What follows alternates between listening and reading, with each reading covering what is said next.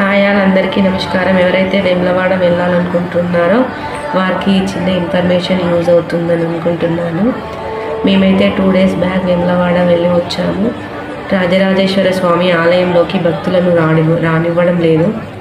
ఎందుకంటే ఆలయ అభివృద్ధి పనులు జరుగుతుండడంతో అక్కడికి భక్తులను రానివ్వడం లేదు.